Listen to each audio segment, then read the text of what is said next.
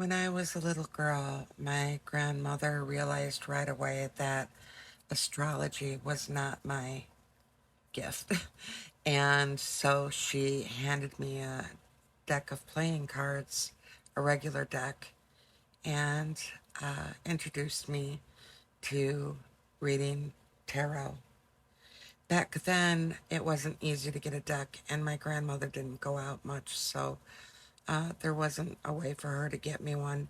And a regular deck was the way uh, a lot of gypsies read. I don't remember how to read a regular deck anymore, and I have had the exact same deck since I turned 20, and I'm 60 now. So I've had that deck all these years, and this is the deck that I've had. It's the Hanson Roberts Tarot deck, and I'm pretty sure it was given to me as a gift. I don't remember by who. I know that I really delved deep once I started working as a manager at a metaphysical shop in the town that I grew up in. I wish I could share some great insight from my grandmother on how she taught me the tarot deck, but there was very little memory of it anymore, and she didn't get the chance to really delve deep into it with me because she passed away. And I think the most important part of that is that she pointed me in the right direction and knew exactly what tool I was good at, and she was right. My grandmother had a way of pointing you in the right direction, but not telling you what to see. And I have looked for different spiritual teachers or influencers that teach that way. I think that that's the way things should be taught. And if it's not taught that way, then they aren't teaching you how you should read. They are teaching you how they want you to read. And I don't mean that in a malicious way. I just mean that in a way that I can never tell you what to feel, uh, because there are going to be things that you come across that don't feel right to you, and that doesn't make you wrong. And a lot of people will think that they are because they heard it from somebody else, and then they will deny their own intuition. And in divination, your intuition is going to be your most powerful tool. Then the tarot deck, or whatever divination tool that you choose to follow and use. I know for me that I had more confidence in a perfect stranger than I did in myself most of my life. And that steered me wrong every time. And so the most important thing to remember is that you have to trust what you feel inside you. And I am talking about the feeling that you get that comes from your higher power or source, or however you identify with spirit. And I am not talking about the feeling you get from a trauma response, okay? There's a big difference between spirit and trauma. And if you have not done any work on that, I suggest that you do that. That will help you significantly in reading tarot correctly or without bias. With that being said, I don't think that you have to do that to read the cards. I just think that it will definitely improve your reading of the cards. So let's get started. And I would say the first thing is picking your deck. As you can see, I have a lot of decks that I have collected over the years, and most are tarot decks, and some are oracle decks. And I think that when you decide to choose a deck, the most important thing is the quality of the card stock. And I think that is the biggest problem we've got right now. My deck here, I have had, like I said, for about 40 years. And even though it's beat up a little bit, they're still pretty good. And I could still use them, and I still do. And I do readings for me, and I do readings for other people. So that is a lot of years, and the deck is still holding up really, really well. I had the original book that went with this deck, but I've lost it over the years, and all I have is the cards, and then my cousin sent me this small pamphlet. Now, what I mean is, if you look at the quality, I just bought this same deck, but I just bought this set off of Amazon because I was going to start another deck. And it's cute. It's super cute.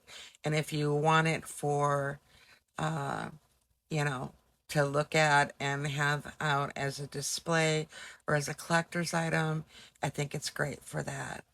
But the card stock is shit. Just gonna say it. I'm not gonna sugarcoat it for you. And a lot of decks out there right now are. Now, if you don't have the money for a good deck, I understand that you have to get, the better price. But I am watching these tarot readers on TikTok and on YouTube, and some of them are playing with cards that like are so bendable and they will never last. They won't make it through the year if they're going to read all the time. And I think that one of the most important things is uh, connecting with your deck.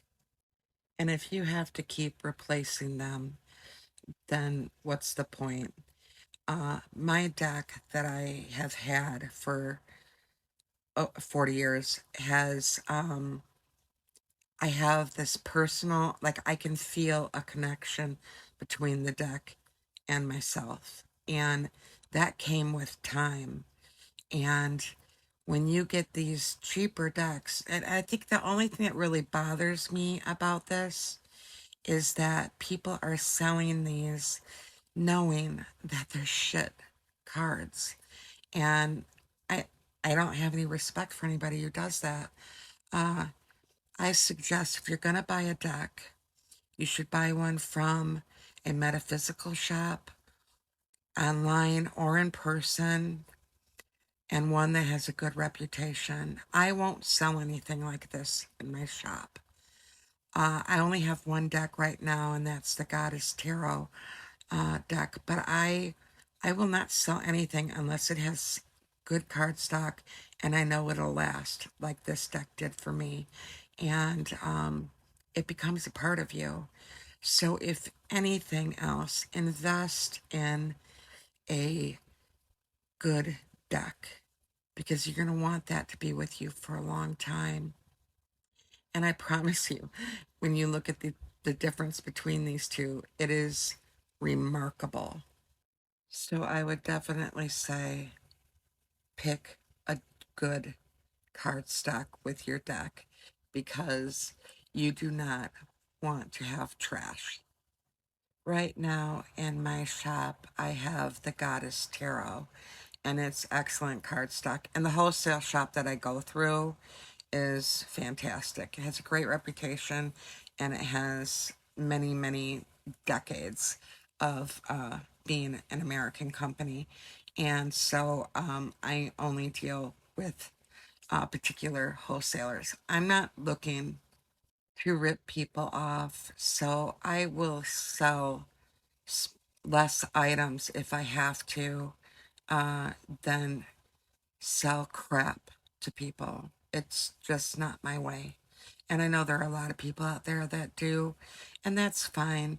I know I sell to the customer that I would want a company to be. And so I take a lot of pride in what I sell in my shop and what I share with people as far as information. And I may not get rich over that, but at least I can sleep at night knowing I haven't ripped anybody off.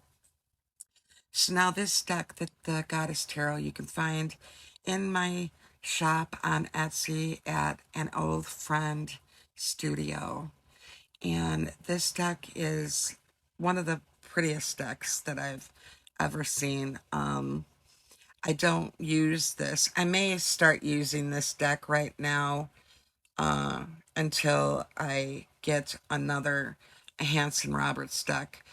And my wholesale company doesn't happen to have my Hanson Roberts deck, or I would have gone to them instead of Amazon. But lesson learned, and I will keep that little box as a cute little memorabilia. But if you see this deck here, the photos on it are beautiful. And I won't just have any deck in my shop either. I don't know if that's the artist in me, but they have to be visually beautiful for me to be attracted to it. And I've never been attracted to the Rider-Waite, so I've never owned that deck. This deck, the Enchanted Tarot, this is the 30th anniversary edition, and my son got me this for my birthday, and I had the computer version of this deck when it first came out, and I love this deck. I think it is absolutely beautiful. I think everything about it is amazing. Each card has a description and it has a description of the drawing, and then it also has the meaning of the card, and then it has an enchantment to go with every card. And I haven't seen another deck like that. Maybe there are, but that to me was just amazing. And so when I saw that they had a 30th edition and I had only had the hard drive for my computer at the time, I wanted to own this. And so when I got it, I love everything about it. I think the cards are a little too big, but it's still a beautiful deck, and I don't regret it for a minute, and the cardstock is amazing. And I want to tell you a little story about why I feel it's so important with the cardstock. I Anybody that's known my past videos know that I had an addiction problem, and that I went to jail, and I lost everything, everything I own, except my tarot deck and my Book of Shadows. And remarkably, miraculously, those two things ended up with me, and they ended up with my son and then given to me when I was released from jail, and they have been with me ever since. So don't think for a minute like that should have never have happened, but however it did, I know that it was meant to be. And don't think for a minute that there isn't a connection between you and your deck, because I lost everything. I didn't even have clothes to go home with. That's how bad my life had gotten. And somehow those two things were the only things that stuck with me. So I can't stress enough about having that deck for a long time and the connection that you make with it. It's more than just a deck. It becomes a part of you, and it becomes a part of spirit. and it is an amazing tool to work with.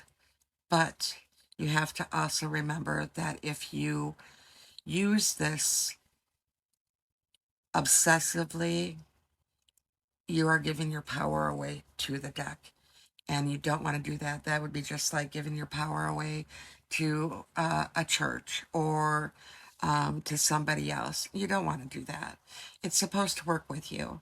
So I want to stress that this is a really great tool as long as you don't abuse it or don't depend only on your deck. It's supposed to work with both of you. You become a team. So now, like I said, I have several different tarot decks here, and I use um, different ones for different reasons. I have the deck that I have here that I use with other people. She's my girl, and we've been through it, me and this deck. But then I also have the Goddess Tarot, which I usually draw one card a day, like a daily card. And then I have one deck that I use only for me, uh, for my personal readings. With that being said, I'm going to end this video, but I will say one last thing. It doesn't matter if somebody buys you a deck or they don't. If you buy your own, I think you should buy your own. I think the only reason why that was done is back in the day, tarot decks weren't accessible to everybody. And I think that's how it went. And it was usually handed down by someone in the family to another person that they thought that the gifts were almost kind of like my grandmother's, except she didn't do tarot. So I think that's the only reason why that happened.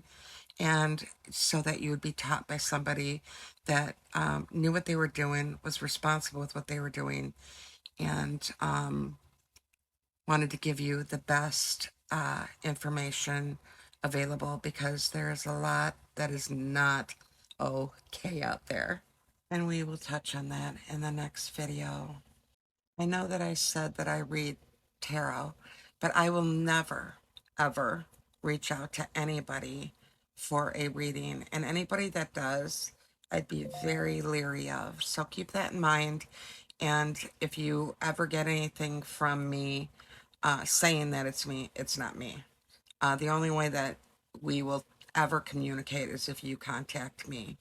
I'll leave my email in the description and the link to my shop on Etsy. Again, Anoldfriendstudio.